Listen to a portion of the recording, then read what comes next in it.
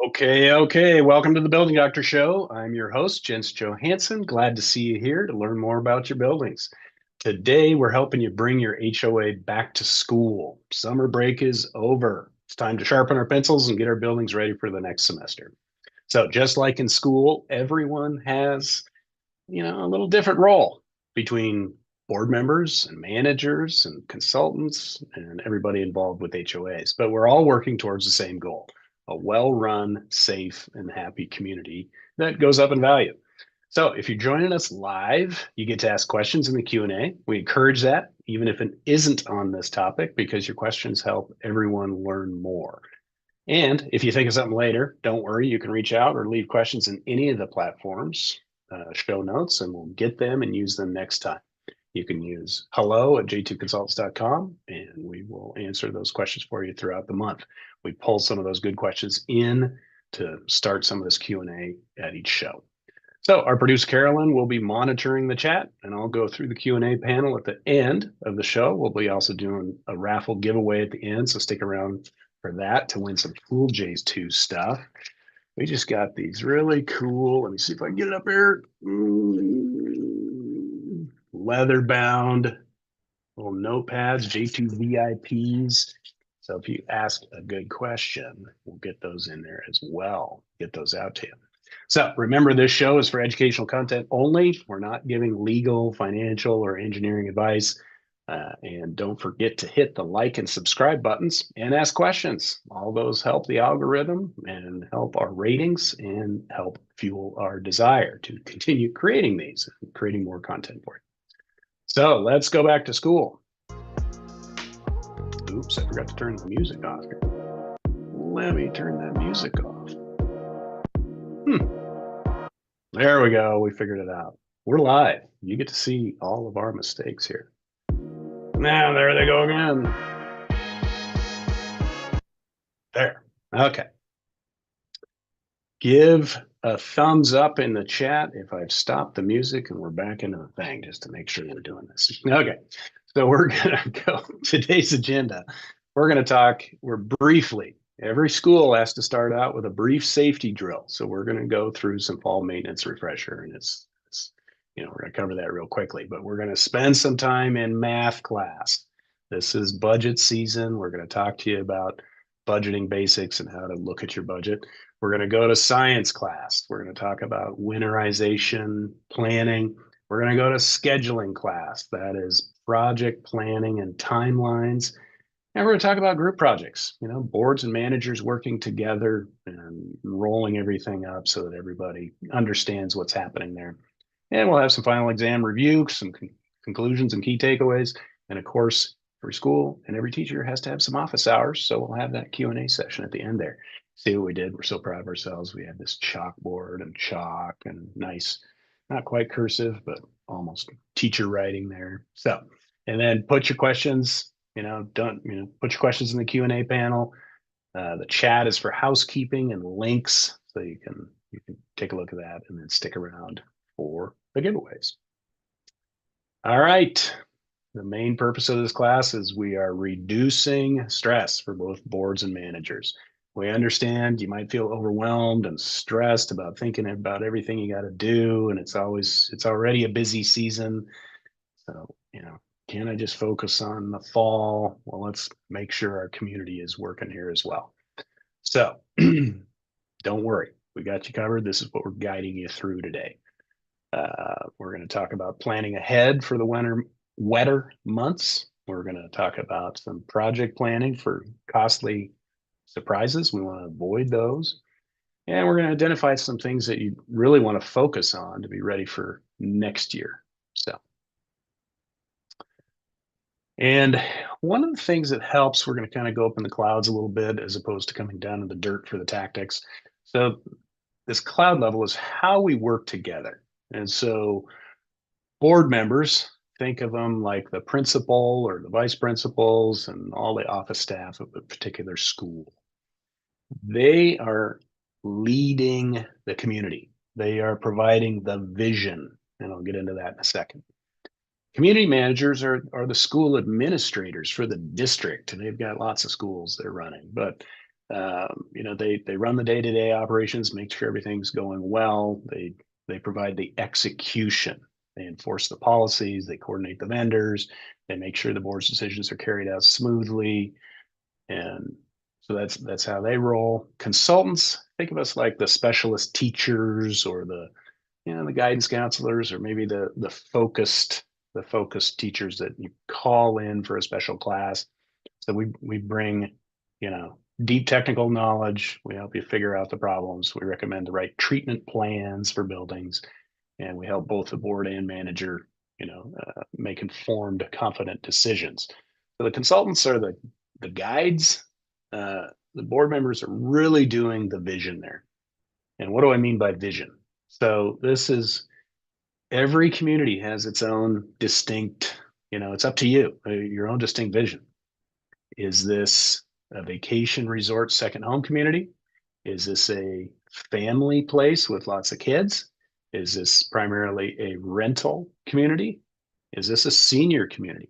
So that gets into, some senior communities like a swimming pool because swimming pools are fun, but senior communities the swimming pool may be full of grandkids, and that's noisy and splashy, and that may be fun, but people trying to use the pool, why are all these kids in here? They don't live here. So these are the things we're talking about when we talk about vision. And do we want to talk about repairs if it's a vacation community? Well, then maybe we should talk about repairs in the vacation off season so that we're ready for our timeshare and our vacation and our stuff like that. And so all these things go into that. Now, your CCNRs or rules as to what the board, does, those are written down, and the board is elected to take care of the decisions. And so this isn't, a lot of community residents think it's a democracy, and well, sometimes it is, sometimes it isn't. But again, that's back to your vision. That's also back to your CCNRs. So who is making the decisions?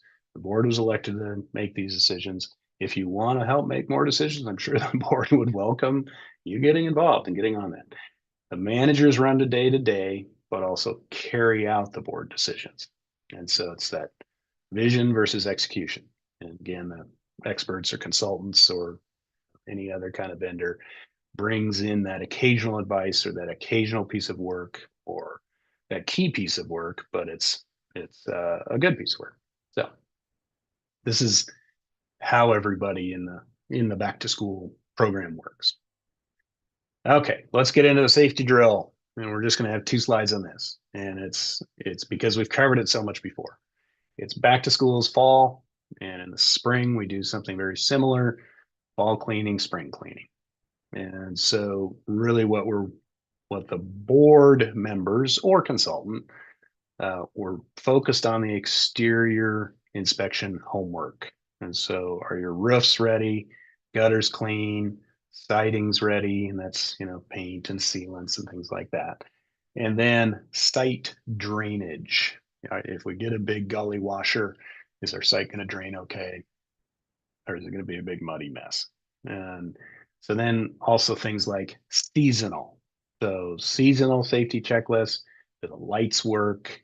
Do the, exterior lighting is a big thing because it gets darker sooner and stays darker longer.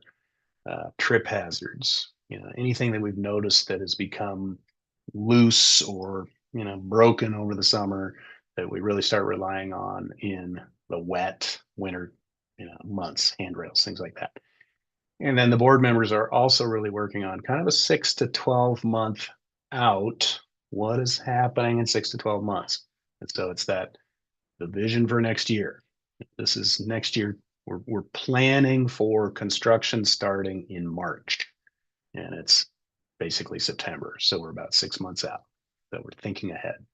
Community managers, they're taking care of the seasonal vendor visits. They're documenting maintenance work for board records. They're sending out reminders.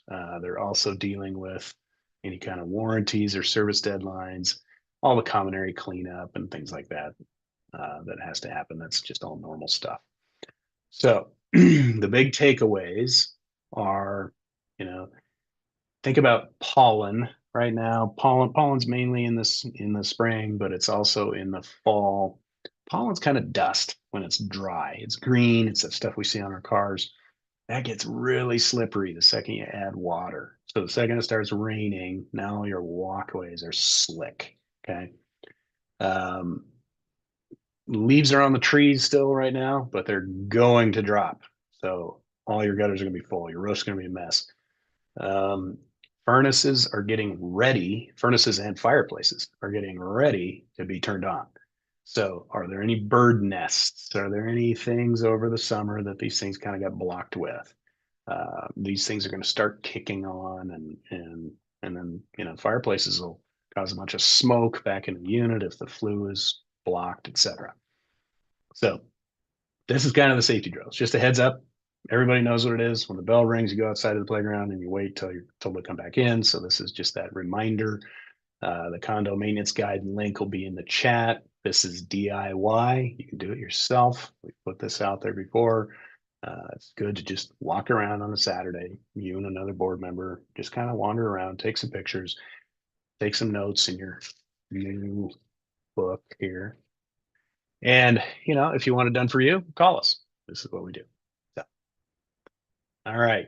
And the other piece, just the maintenance checklist for community managers. Again, the seasonal vendor inspections. So it's roof, gutters, landscaping, but it's also kind of warming up some of your wintertime vendors. Who's going to do the snow removal? Who's going to be on call for the tree blew over in November winds? And do we have a chainsaw guy and a tarp and roof guy? Do we have somebody on our short list that has agreed to come service our building and kind of warm them up a little bit so that you're not fifth in line when this happens, you're first in line. And so again, a little bit of a seasonal maintenance report, put it in the meeting minutes so you can say we've done all this stuff. It proves that you've done it. It's important to have those kind of look, we're doing what we're supposed to be doing, and just documenting that. Okay, enough of the safety drill. Let's go to math class. So planning for next year's budget. Okay, so how to review last year's expenses versus current needs. So we had last year's budget that was prepared in 2024. Now it's 2025. Where did we go? And we're gonna understand, because we're making 2026's budget. So we're going to compare last year's expenses to budget and see what needs to change. We're also going to determine what is our current burn rate? Why are we really burning through things? We're only 9 months in, 8 months in to 2025. So you can divide by 12 and times 8 and get this is how much we should have spent so far. Why are we ahead? Why are we behind? Some are up, some are down. Check for inflation. We've had some weird inflation and tariffs and, whatever we've had this year. Are there any planned inspections or repair work that we were supposed to do this year that we haven't done? So let's get that taken care of. And are we looking to next year? What does that next year thing look like? And so we'll also talk a little bit about reserve studies here. But the second thing is, do we have money to spend? So we hear both sides of the budgeting argument. Budget isn't necessarily restriction on what you get to spend. It's a pre-approval that says, I will spend this year. And so we see both sides. If I don't have it in the budget, or I've got all this extra budget, I have to burn it up, otherwise I don't get it. Now this is your budget. So if you didn't burn it up or didn't spend it, you can figure out how to reallocate it or roll it over or do something with it. But it's a budget. You also have the reserve study, and I'm not going to get too deep into reserve studies, but your reserve study is a budgeting tool for what you're supposed to work on this year. And so, did we replace the roofs this year? Well, we're going to push it to next year, and so we're really going to do it next year. So now we have to move our numbers around and show our math and show where we move things, and And again, we're putting together next year's plan. So, hey, we didn't get to it this year. It doesn't make sense to rush into it, to do it just because we're supposed to do it. If there's not a problem, we can push it to next year, but that changes the numbers a little bit. So we have to figure that out. Third thing, if you find yourself taking from one category and putting it somewhere else, the shell game is okay, but it's a sign that your budget isn't balanced. So work on getting it balanced. And maybe it's worth going back a year and a year before and kind of looking at these notes. And it just raises another topic of save your budget notes. Here's our budget meeting for 2025. Here's what we're high on, here's what we're low on. Save it. And so then the next board can say, oh, let's look back at their notes from 2020. Oh, I see what they're doing. Oh, yeah, okay.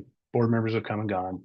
Let's see what they were thinking. And that's a really good way to keep it, you know, to track thought process and track what we were thinking. Fourth thing, what to do with savings. Hey, we didn't spend the $5,000 that we thought we'd spend on this particular topic. Or this particular subject. Is that okay? Yeah, it's okay. Or we had a consultant come out and said we didn't have to do it this year. We could do it next year. So we're going to move that $5,000 over there, or we're going to leave that $5,000 in the budget and use this $5,000 this year that we didn't spend over to cover this. Now, how does that help us make next year's budget better? Try not to reduce dues. We hear some boards saying we didn't spend this, we didn't spend this. We can reduce our dues by this much money next year. Every manager will be like, please don't reduce dues. Surprises always come up. But if you can point to changes that are facilitating savings, then track that. Say, we got the roof replaced this year and we didn't have to spend as much on maintenance. So we've replaced it. That comes out of our reserve study. And then in the budget maintenance thing, we don't have to set up so much maintenance that we were carrying into next year because we have a brand new roof. And so we're going to take it from here and put it over there. And that's where this little mind map, if you will, of here's what we were thinking in 2025 and here's how we developed 2026's budget. So understanding reserve studies are just timed plans for spending money on maintenance and repairs. So find your reserve study, review it, ask your reserve specialist questions. We have other shows and lots of content on reserve studies, but we can talk about them here. In the next slide, we're going to put, reserve study and inspection, why you need both, guide link, then we'll put that in the chat. And then managers, how to present clear budget info to the board. Here's your expenses, here's your financials, here's the strategies for explaining cost increases or special assessments. Here are the things we've noticed in the past couple of years. We haven't been tracking that well, and we're actually negative on that. So this is why we're increasing that category. We're going to decrease this category a little bit because that element got replaced, or we talked to the consultant or reserve specialist and they said you don't need to worry about that till 2 years, 3 years down the road. But bottom line, keep the budget discussion productive, and keeping records of this again help you not scratch your head again and not make next budget cycle such a big pain. So let's talk about in the reserve studies. So again, on this math and this budget checklist, again, we're looking at last 3 years of expenses. So reserve studies are, again, kind of interesting. And here's what I'll talk about budgeting. So reserve study directives. You were told to paint the fence this year. Did you? Why not? And so document that reason. And so here's some examples. So we've received a call from a client saying, I need a paint job this year. And, well, okay, great. We can help you with that. Is your paint failing? No, but I have to spend $700,000 on a paint job this year because my reserve study says so. Oh, okay. Do you want to change the color? No, we want to paint exactly the same color. Okay. Is the paint peeling? No. Okay, well, why don't we come look at it and see if you can extend that paint life? Maybe just because your reserve study said you had to do it this year. I mean, obviously you want to do it if the paint is failing or the sealants are failing or something like that. But do you want to look at it and see if you can push it out a year or two, get some more life out of the existing paint job before you replace it? Oh, I can do that. My reserve study said I had to. Okay, so that's what we're meaning. So yes, if we come out and do a little inspection and it's $2,000 to say your paint is fine for the next 4 or 5 years, or maybe we'll say, you know what, remove and replace some sealants around these four buildings, around these windows, around these things, then your paint job and sealants should last another 5 years. So instead of spending $700,000 this year, a couple grand on some consulting advice, 10 grand on some sealants, good for another 5 years. That changes all of your dues and all of your little monthly assessments and things like that for reserves. And so you go back to your reserve specialist, have them update it, tell them to push it out 4 years, and it'll adjust your numbers and actually make them more accurate. So they may, I mean, we actually get that question 5 times a year. I'm following my reserve study and I have to do this. And it's like, well, your tires are supposed to last 30,000 miles. You can get some extra mileage out of them. Good for you. You know, just because your roof's 20 years old doesn't mean it has to be replaced. That's the guideline in the reserve study. It's an estimate. Second thing about reserve funds, the reserve study funds the reserve account. The reserve funds, are they adequate? So try to get to that 50 to 70% funded. A lot of boards are calling these days saying I'm 5% funded. And it's like, okay. In that situation, we'd be saying this planned repair that you're supposed to be doing next year, you're totally underfunded for. Do you have to do it? Can we push that paint job out and then increase our dues or reserve funding so we can have money in 3 years to actually get to that? So that's where we're starting with our budget. We're looking at the reserve funds and reserve study, and we're planning and working on what we're going to be doing in the next 6 to 12 months. And so this is really helpful. And then it also, what reserve study? We haven't had one done ever. Okay, that's about 10% of our clients. We haven't had it updated in 10 years. That's about 70% of our clients. Hey, we have about 20% instead of 50%. That's about 60% of our clients. Okay, you get the idea. So discuss the savings while you're doing this annual budget and apply that to reserve funds. Notify the HOA. Talk about these future projects. Do we have funding in place, or are we on track for this? Things like that. And it's part of this fall budget study, if you will, and a good update to the HOA. Okay, another thing to think about in budgets, or I don't think it's in reserve studies, it's in budgets. Emergencies or contingencies are typically not viewed as reserve funds. Talk about that with your manager, review your CC&Rs, see if you can, if it's an emergency, can I pull it out of reserve funds?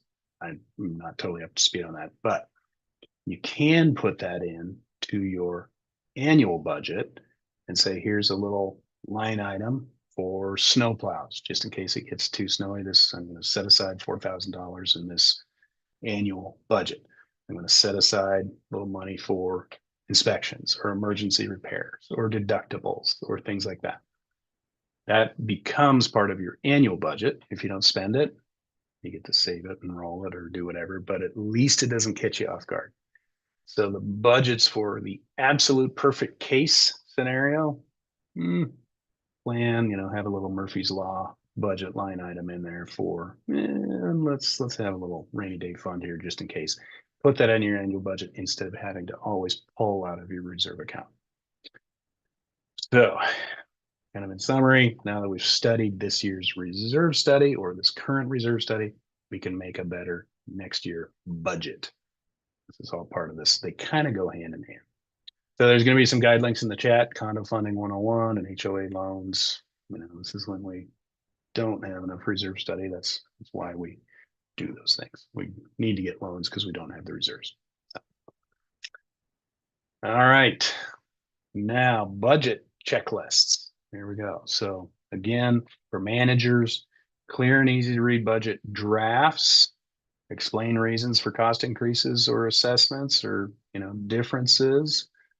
We're getting multiple vendor quotes for big expense line items. A lot of the stuff's happening, and we're sharing the reserve study summary with board members of here's what we're supposed to be working on this year and next year. We need to, is this a budget line item? Is this a reserve line item? So back to school, September.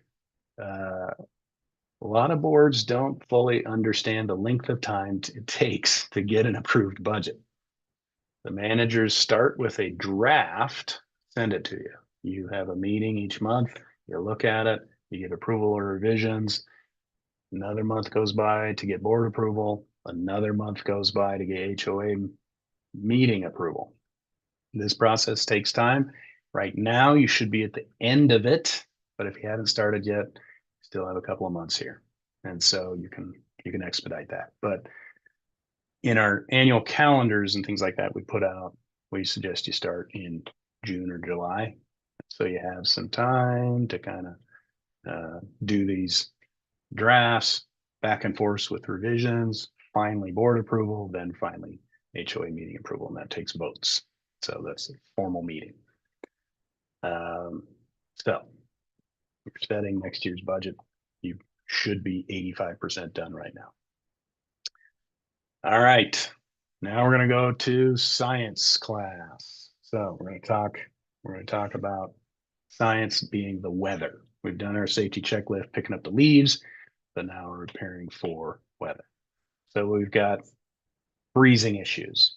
We've got exterior hose bibs, got sprinkler pipes. We've got last year's water leaks in that budget and expense line item. Has that solution been fixed? We had the sprinkler pipe burst. Why did it burst? The insulation wasn't fully covering it. Somebody else was up in the attic and they disturbed the insulation, exposed that pipe, and that's the section of pipe that froze.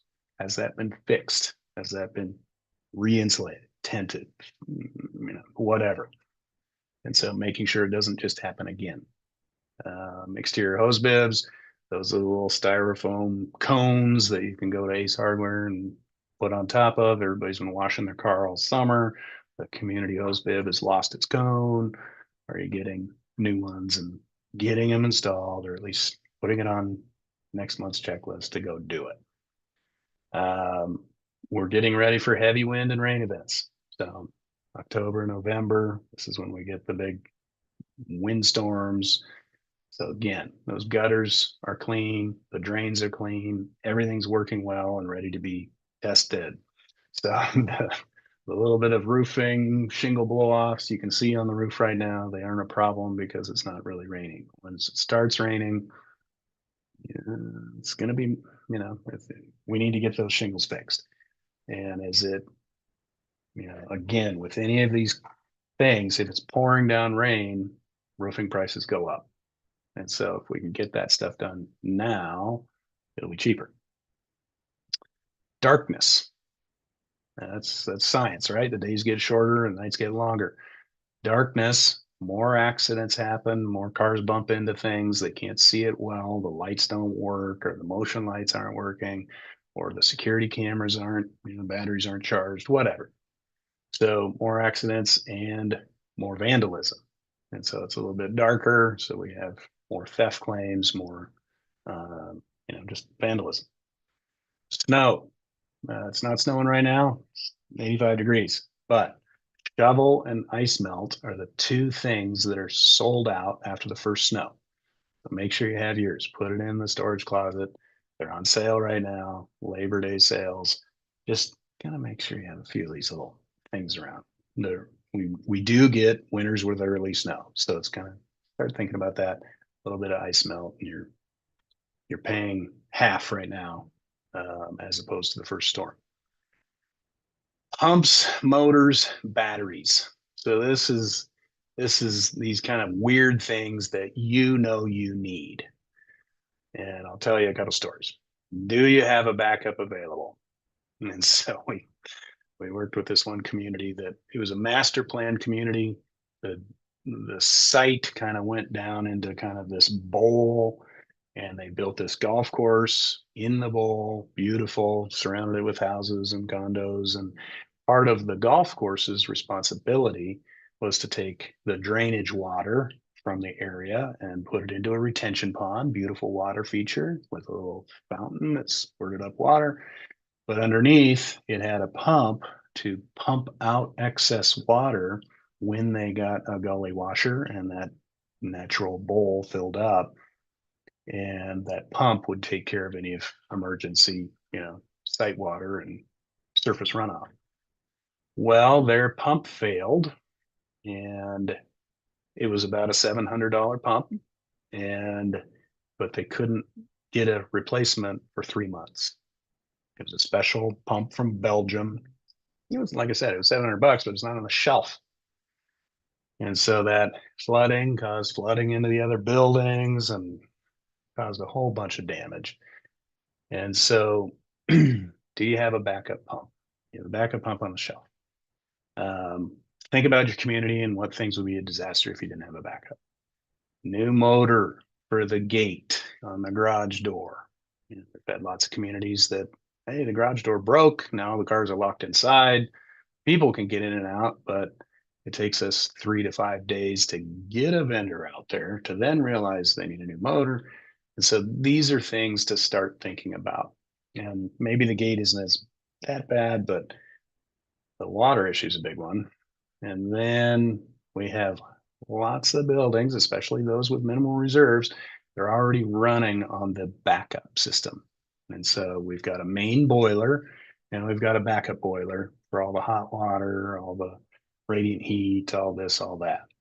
And the main boiler broke down. We are running on the backup. Well, what happens if the backup goes bad? That's the point of that.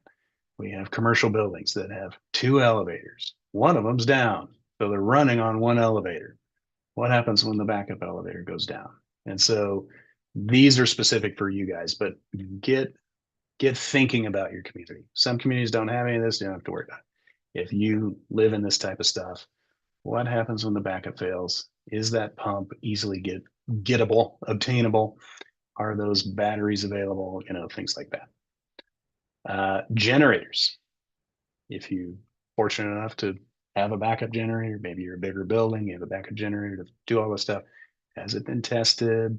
They have a system of tests and servicing and things like that. Just because you've never or you haven't had to use it in the last 5 years doesn't mean you won't have to use it. Has anybody gone through the test procedure and had it serviced? So these are these kind of bigger winterization sort of science things when storms and darkness and all that stuff happens. So we're going to put a fall maintenance guide link into the chat. See that, and kind of the stories are fun to talk about and think about. And let's see. Yeah, I think covered everything. Quick response plan is good for storm damage. This is that coordinating with insurance contacts or vendors. So again, do we have that? Excuse me. Do we have that roofer or chainsaw guy on call that can take that tree off, that can deal with these things? Then HOAs can work on some resident communication reminders, things like that, and I'll cover that next. So again, this winterization checklist, this is more for the boards and managers, but shutting down the irrigation system, bleeding it, taking the water out, securing outdoor furniture and storage on balconies. So here comes the wind, how many chairs and things blow off and hit a car, and then people are arguing about my car, your chair. Well, it was a storm, and so send out those notices. We want these things pulled off the.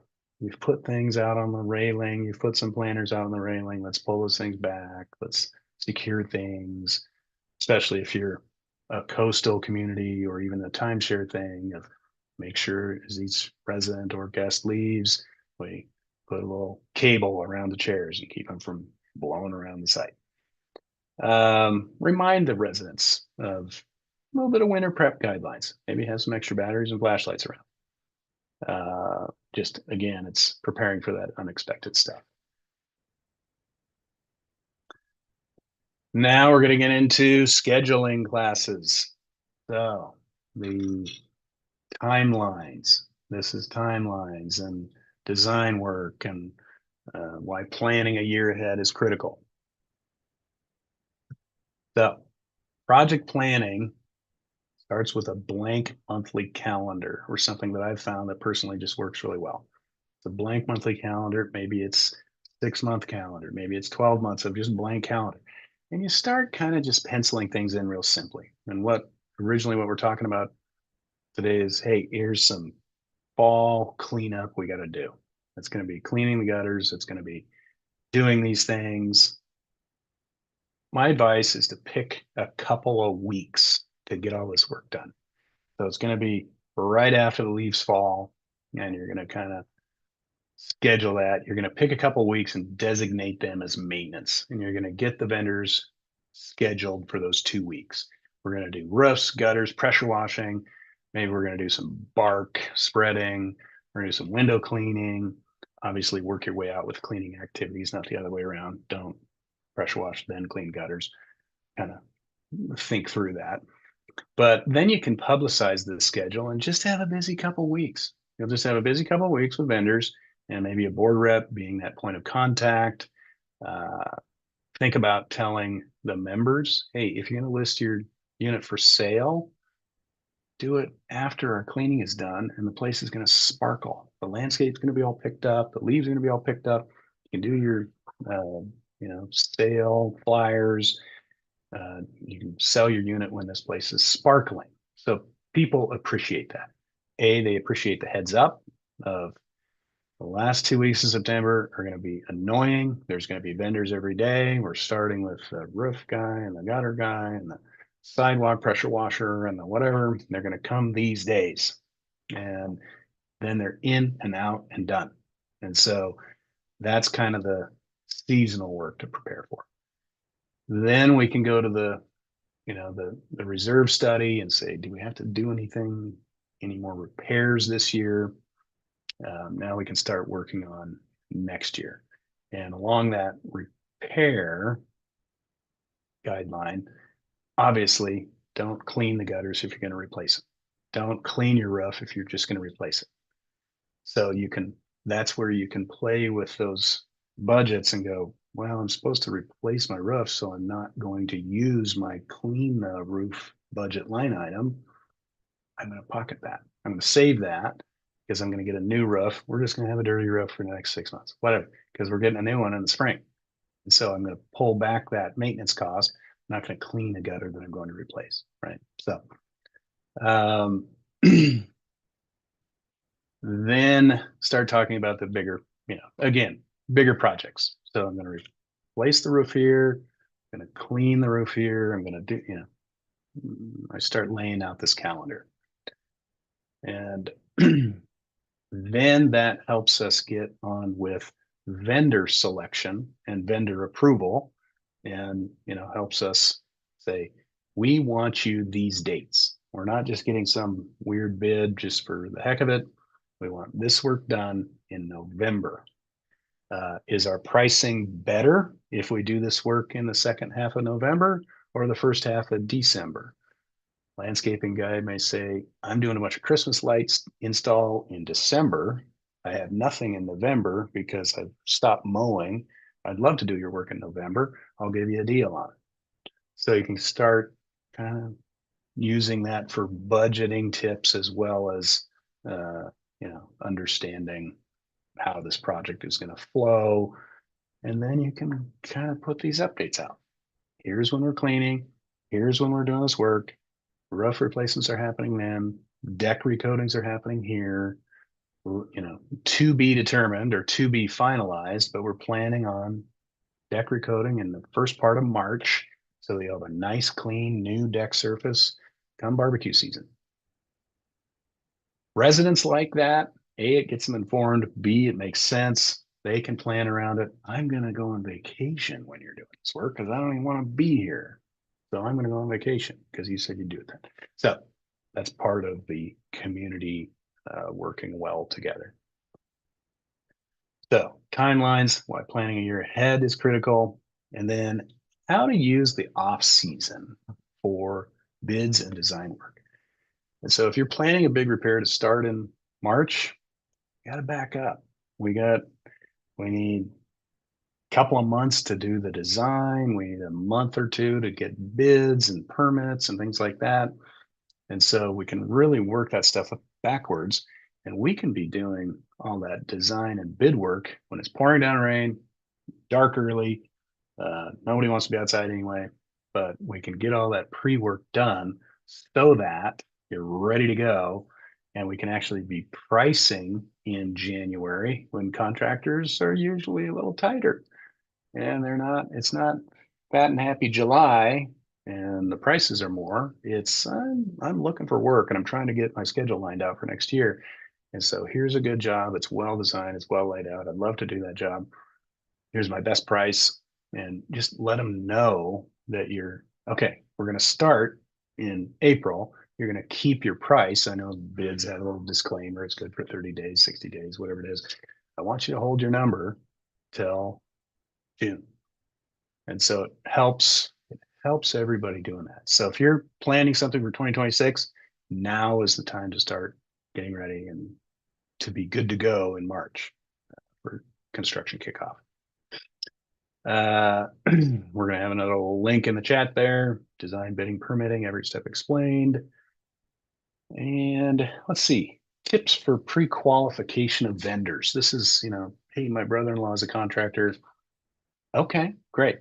So the first pre-qual is just what other projects in the area of similar size and scope have you done that we can drive by, we can see, we can call for references, etc. And so, we've got 17 buildings that need all new siding, and this is going to be a big workforce. And so that's a different contractor than a bathroom or kitchen remodeler. And so this is this vendor prequal of there's commercial exterior paint contractors that only do apartments and condos, and they are really good at it. Same with siders, same with roofers, same with, they have the right insurance, they have the right experience, they know what it takes to get this done effectively. And so, again, that vendor prequals just start with references of similar size and scope. And then managing expectations when delays happen. That's normal. Here's, again, your budget, your reserve study, they're guesstimates, they're bestimates, they're estimates with the best guess in mind. And things change. And, here's what we thought we would do. We thought we'd be, cleaning in March, but actually it's going to be April. So sorry about that. I know you went on vacation, but we're doing the best we can. Here's how we got off track a little bit. It is what it is, but we're trying to get this done. We're sharing this with you ahead of time, and we're working through this together. So, all right, more project planning. Again, kind of the bigger takeaways. Plan 12 months in advance. There's that big calendar. We know we need fall cleaning. We know we're going to need spring cleaning. Guess what? Shh, don't tell anybody. In March, we're going to be cleaning the gutters again because there's going to be junk and debris and winter damage and, whatever. We're also going to have some spring cleaning. Guess what? We're probably going to be pressure washing off the winter and cleaning it up. We're probably going to be doing more landscaping. We're probably going to be doing painting and things like that. So you can be kind of just blocking those things on the schedule, and it's easy to do. Choose project timing to avoid peak bad weather months. Communicate project scope and dates to residents early. Again, approve that design work before vendor bidding starts. And so we'll get some calls of, hey, we need someone to act as the, consultant on this project. The contractor started, we've already signed the contract. And we go, okay, great, we'd love to help. Do you have a set of plans? No. The contractor just said he'd take care of it. Oh, okay. Well, how do you want us inspecting that contractor? Because we need something to inspect too. Are they doing the job correctly as they promised they would? Oh, do we have to pause a little bit, or can we agree on it's just manufacturer's installation? Can we, instructions? Can we get together with the contractor and say, what are you doing? We're just going to watch and provide some additional oversight and make sure you're doing it correctly per industry standard. So hopefully steps one of a project documents are ready to go. Step two, the permit's there. Step three, the contractor is working. Hard to get a permit after the contractor starts working. So just follow the steps. All right. More planning here. Yeah, again, we can build a seasonal project calendar. And so we have that in those handouts you see. We just know we're going to do this stuff. Getting the bids, we've already talked about that. The pencils are sharper, asking them to hold the price and schedule if you sign or sign a letter of intent. This is between now and February. Get that stuff done first, pre-qualify those vendors, set realistic timelines and manage expectations. Again, you're budgeting. Those budgets will turn into a project schedule. The project schedule will turn into hard and fast dates. So this is that pre-planning section. Okay, group projects, working together. I'm sure everybody's been on a group project and felt like they were the only one doing anything. And we're trying to avoid that. So we're working together. We're getting a list. We're asking good questions. We're listening to expertise. We're getting to the bottom of things, and we're working with all the different parties. We're keeping all communication in writing for clarity. We're even leaving little notes, even leaving that little breadcrumb trail of here's what we were thinking when we put together this budget, when we put together this project. Here's the questions and the challenges we were faced with, so that in 6 months you can go back to that and say, that's right, we were struggling with that and we didn't fix that. We need to fix that right now. Or we never thought of that. Here's our entire plan. It's all outlined. I mean, we tried, and again, being transparent about that, and just that old adage of proper planning prevents poor performance. So I think one of the last kind of group projects, it takes a little bit of effort to put this together, is that emergency list. Prepare that emergency list. How do I get a hold of my manager? How do we as the board get information back and forth to the residents? So how do I get how do I get a hold of my community and neighbors? How do they get a hold of the board and manager? Are these numbers clearly posted out there? Are they? It's not, you got my business card a year ago and I've lost it. So these are the reminders. These are the meeting minutes. These are the flyer. Maybe it's a flyer in the elevator. Just occasionally, here's the manager's numbers. People take a picture of it and they have a photo somewhere. Do we have a text blast list? In the old days, we called this a phone tree, where somebody would call everybody or call 10 people, and somebody else would call another 10 people. Today's day and age with the project property management software, we can send out text. Everybody listens to their text first. They'll read their emails at night. If you send them an email saying the parking lot's snowed in, the snow removal guy's coming at 10, or the backup boiler is down and don't worry, we've already called the plumber. We all get those from now the internet companies and the power companies. We know there's a power outage in your area. We're working on it right now. Don't bother calling us. We're already aware of it.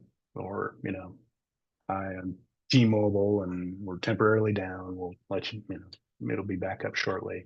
So it's that communication flow. How is that happening? And, written communication is again a schedule, a budget, and plans and details and clarity on how this project's going to happen.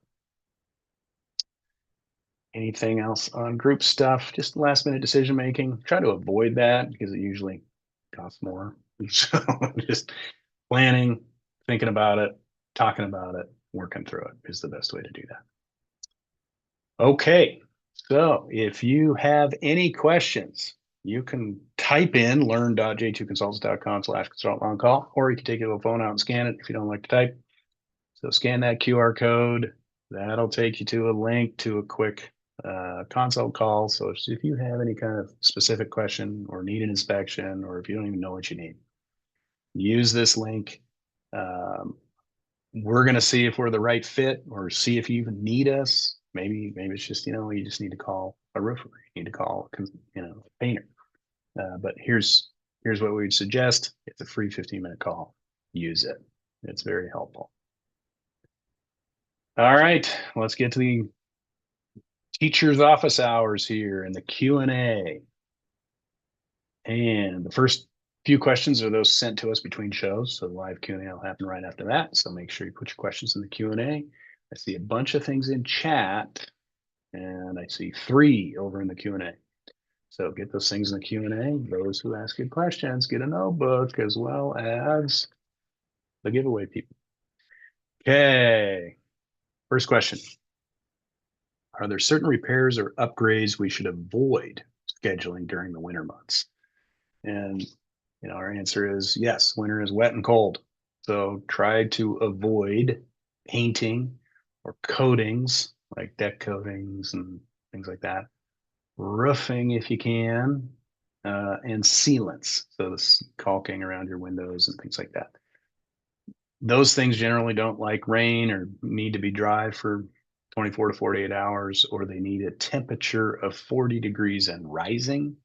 So if it gets cold at night down to 25 degrees, it'll mess with the sealants and coatings and screw them up. It can cause them to blister and bubble and flake. So other things kind of depend on location. If you're up in the hills, or if you're in, some of our other markets, if there's snow on the ground, it's hard to set up a ladder. It's slippery. If there's snow on the roof, it's hard to get up there and work on the roof. But you can definitely inspect, design, get bids all dark winter, wet, rainy season long. You can also work through the winter. And so in the Pacific Northwest, we can do siding, we can do framing, we can do all sorts of repairs. It's a little sprinkly, it's a little drizzly, whatever. We can do that work during the fall and winter. You can also work anywhere at any time if you include weather protection and even heat in your bid documents. So we can do anything. We have control of weather, right? We can build scaffolding in a full tinted building. I'm sure you've seen those, opaque white bubble around your building. So inside we can control, we can keep it dry, we can keep it warm, we can do stucco, we can do all sorts of work. You just have to put it into the bid documents or put it into the bid pricing. It costs more, but you can do it all year long. And so don't feel that you can't do it. We've had clients say, well, I let my building continue to leak because I didn't think I could do it in the winter. Costs more, but we can do it. So it's called tinting. Okay. If we can only do 3 things to prepare our building for the wet season, what would you recommend? Most of this is budget related, so that's why I'm kind of laughing a little bit. So you might be able to do lots of things. But if you can only do 3 things, make sure your roofs and drains and things like that are working. The roof is shedding about 80% of your water. The wind-driven rain really gets in on that siding with the wind. Plaza decks are a roof. They're a roof to the garage, or below grade structures. So the first thing, make sure your roofs and drains work well. Second thing, clean anything that might become slippery with algae or slime or moss if it becomes wet. So think about walkways, entrances, even decks. So, think about what you can clean to prevent slip and falls. And oftentimes a little bit of cleaning will reveal the one little cut or nick in the membrane. You can patch that real quick, and that'll stop this annoying drip in somebody's unit. So it's a good cleaning helps us identify some leaks too. Third thing, make sure your sealants are in good shape to deflect the rain. This is that exterior caulking. Caulking dries pretty fast, 4 to 12 hours or maybe 24, but depends on the sealant. We can temporarily protect your building um, from aggressive leaks with some ugly peel and stick tape and some ugly sealant, and at least stop the leak. And so if you get these kind of leaks in December, we can do some temporary fixes to last 3 to 6 months till we can get to the construction season. So you can, make sure your roofs are working, clean anything, and make sure your ceiling's in good shape. And those would be the three things I would focus on. Okay, other questions? I see 5 in there now. Good job. Okay. First question, what if the new board changes the budget by adding a new property manager and did not tell owners? What if the board is collecting less than was in the budget? Kind of 2 questions there. Yes, maybe adding a new property manager depends on what you had in the budget. If you had $1,000 for the old property manager and the new property manager is 3,000, now we have a $2,000 difference. So we've hired this new manager. It is what it is. We need to find that extra $2,000 somewhere. Did we? So that's where that shell game starts. You start moving in the shell game, that coconut where you hide the pea and you move it around, or you see it at the baseball game with the red solo cups and which one has the balls under it. So that's what I mean by that. But you're moving things around, and we got to take from here to go to there to have a balanced budget. So that new fee caused this movement. So what if the board is collecting less than what was in the budget? Well, that's you've got approval collecting. That would be a good question for the manager. I don't exactly know how that works, but it's supposed to. We need to collect X from each unit owner. That's typically on a pro rata basis, but again, you got to go back to your CCNRs. It's usually on square footage, or most of the time it's on square footage. So a 3-bedroom unit pays more than a 1-bedroom unit. So everybody should have some kind of each unit should have an allocation of budget that they're paying. So if they're collecting less than what was in the budget, I can see a couple scenarios here. The first one was a mistake. They just didn't tell the right number what they needed to collect. They need to go back and collect that. I think that's, if they're not paying what they're supposed to pay, I think that's a catch-up due, but maybe a manager can type something into the blank there. But again, manager question as opposed to building consultant question. But also the other thing that I just remembered, if some units go into foreclosure, they're not paying their dues, or they're not paying them right now. You have to do it for some kind of foreclosure collection procedure. So maybe you'll get that money in 6 months to reimburse that. But we as the association are all in this, and the garbage bill has to be paid. And so if 5 members aren't paying their dues, they're getting fines and things like that to get caught up. But the rest of us got to keep the garbage coming. So that's where you'll see some budget differences. But if it's a mistake, get it corrected. If it's just an oversight, somebody's not paying attention. If it's people are in foreclosure, then that's kind of a nature of the beast. The rest of you have to cover it. So hopefully that answers your question, but a better question for managers. Next question. My kitchen floor is squeaking when I walk on it. Is this a condo construction issue, or am I responsible to get a contractor to look at it? Yeah, that's a good question. So if your flooring is squeaking, your flooring is on top of your subfloor, on top of your joists. And let's kind of pull that apart a little bit. So I've got the joists, those are the 2x12s. I've got some plywood that's nailed or screwed. It's supposed to be glued and nailed, or glued and screwed down. Where we get the squeak is a nail is going through the plywood, and the plywood slightly rising up and down on it, rubbing, and that's that squeak. And so over time, the nail backs out a little bit, or, you know, older buildings, we didn't use the glue and screw. Newer buildings, we have the glue and screw, or glue and nail, ring shank nail. It's a grippy nail. And so that's 90% of the squeak we get.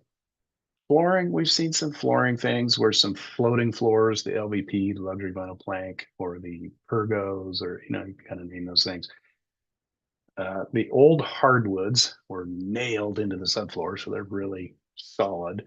Tile is, mortar and set and basically glued to the subfloor.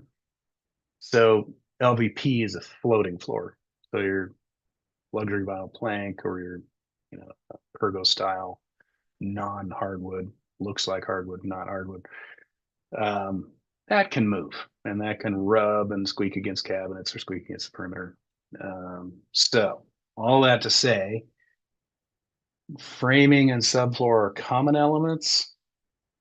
Your floor covering is likely your responsibility. Again, your CCRs will say that. You either own from the drywall in or the subfloor up, or you own from the flooring that was originally installed. So anyway, you need to dig into that. But what is this really? A squeaky floor, it's usually can be fixed with an hour of a carpenter's time and a couple little small little screws, maybe with some screw heads, and take care of that squeak. Because some of these squeaks can get really annoying, especially to you and your neighbors and things like that. So, good question. I think I would read the CCNRs, ask your manager about it. Is this a common element that's squeaking, or is it my thing that's squeaking? Are we going to spend a whole bunch of calories trying to figure this out, or am I just going to drive a couple screws and be done with it? So, yeah, good question. Next question. When unexpected storms hit, what's the equivalent of an emergency go bag board should have ready to respond quickly? Oh, good question. A go bag is something you grab in a hurry. And so we've seen, and you get out. This is the evacuation wildfire. They're now saying, get ready to leave, get out, don't come back. Tornadoes or hurricanes, flooding's going to happen, get out. So what's the equivalent of a board go bag? Ability to stay in touch with your community to the best possible. Cell phones may be down, but at least I can send out something. I can send out a varieties of something. I can send out a text and an email or a voicemail, whatever. Important records. So again, that first option, likely in the cloud. Is the cloud up or down? Maybe you have a printed list that you can at least do something. Important records, these can be on a thumb drive, in a cloud. Go bag. I would focus on not necessarily leaving, but sheltering in. So that's where the fire extinguishers, the shovels, the batteries, the flashlights, maybe a little extra water, a little extra food, a little, something. And you can look at the latest history of the storms and things like that. How long does it take to get government agencies there? What things you would want to do? And again, this would help you in your board visioning question. Do we want to be the board or the community that shelters in and feeds everybody and sets up a first aid station? Maybe that's you, and you say we're gonna be here and we're gonna do that. We're gonna let the first responders park in our parking lot. We're gonna work with them, or everybody's on their own. See you later. And so, but again, it's a good backup idea. So what does the board have to do in an emergency? I wonder if your CCNRs talk about that. Maybe that's something to discuss and talk about. But good question. Emergency preparedness is important, and first aid kits, things like that. Blankets. I don't know. Again, how much do you want to, as a board, take care of your community? And we hear this all the time. Here are key residents we're worried about, we're keeping an eye on.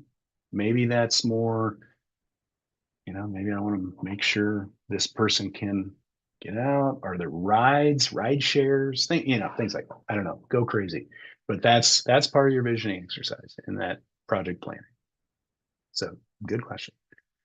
Next question. What question should I be asking if looking to buy a condo that has disclosures about pending projects and repairs needed? That's a good one. Okay. So when there's hey, our decks are falling off and we've had an engineer come out and they found a bunch of rotten beams or water damage, this and that, and they're shoring things and we got some repairs coming. That report is out to the residents now, and you have to disclose it on Form 17. And it specifically asks about condos. If you know if there any pending assessments, is there any work that needs to be done? Is there any lawsuit stage or whatever stage? Depending on what state you're in, Washington has a resale certificate that has to identify all this stuff. And so new buyers get this resale certificate that identifies it. Other states have similar things, but again, buyer seller have a duty to disclose. And we see it. We had called in that they knew about it. They didn't disclose it. And now there's a lawsuit back from the new buyer saying you did know about this. And so I want my money back, or I want some compensation for it. So if you're looking to buy, write that letter down, ask the manager, ask the real estate agent, the seller, the selling agent, I want this information. Is there any pending assessments, any pending repairs, any report that is outlined expensive repairs or repairs that are exceeding $50,000 or exceeding planned budgets, exceeding planned reserve studies. Another question I'd ask, can I see your current reserve study? It's back from 1982. Okay, that just demonstrates they aren't paying attention to this stuff and they aren't planning for reserves. How much are in your reserves? I'm joining this community. Am I joining a broke community that I'm going to be battling with assessments all day long? Am I joining what would I call it? A budget friendly? They have set aside money for repairs, and I'm joining them, and I'll pay for my share. That's fine. So those are reserve, budget, planned repairs, known about weird reports, expensive things that could blow up into this stuff. Then understand we're at chapter 3 of a 10 chapter book. We know there's an issue. We don't have a price for it yet. We're working on getting that price. And once we have it, we'll be able to share it. And so that's a continuum. And if you're coming in right after an investigation's been done, we don't have a price yet. So anyway, really good question. And we see it a lot. So I know I got to hustle here. I'm over time. Next question. Our community is new construction. How often should we be scheduling inspections or walkthroughs to keep our maintenance plan on track? The assumption is you're brand new. You don't need any work. We don't have to deal with it. As long as you were built well, you should have a good performance track ahead of you. If you were built sloppy or you had delays, we're working on all sorts of projects now that were shut down during COVID. And guess what? They have problems.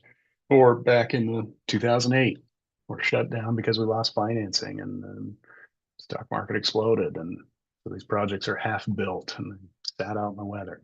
So these are issues. Find out, was there anything interrupting construction? How, just as a rule of thumb, we're already talking about a fall inspection. These are visual inspections. We're just going to walk around and make sure everything's looking good. Invasive inspections is probably every 3 years or at least do one. And so then you can build a baseline of, we looked under the siding a few years ago. We didn't find anything abnormal. And we actually found a really good weather resistant barrier underneath. Probably okay. Or we looked a couple of years ago, found no weather resistant barrier. We didn't find any leaks, but the building has no raincoat. So what do you think it's going to do? Where we're going to leak. And so we got to keep on top of that. So keeping these things processing, or kind of how often should you go to the doctor? Am I young and healthy? I should still do an annual exam. I should still get some screening done. I should still, go through these tests. Um, do I need this certain test or the certain procedure? Not until you're 50, not until you're 60. And so you kind of follow that same sort of thinking.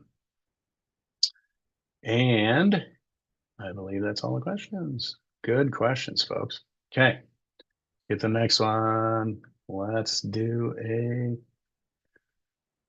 giveaway here. And so you're going to get this fancy book and a battery bank, because when the power goes out, you need a battery bank to keep that phone charged. And you get some stickers because everybody needs some morale boosters. Okay. Number three. Number three on the list. How you logged in is how you will show up to Carolyn. She will find you on that list and she will reach out to you and make sure she has your address and she'll send this out to you. So thank you for playing. Did you know we have a whole bunch of free training for boards and managers? Use a scan code. It'll take you to this page. It's just simple one-page landing page. Just here's all our guides and flyers. We've got 50 of them. Follow us on YouTube. We have over 300 videos on YouTube. Subscribe to the Building Doctor Show. This is what you're in. Sign up for our 1-minute email on building health. We got little newsletters. Follow us on social media. Just search J2 Consultants on any platform and you'll find us and you'll see some fun content. So thanks for tuning in. See you next month. Good show, everybody. Stay tuned for next month. Thank you.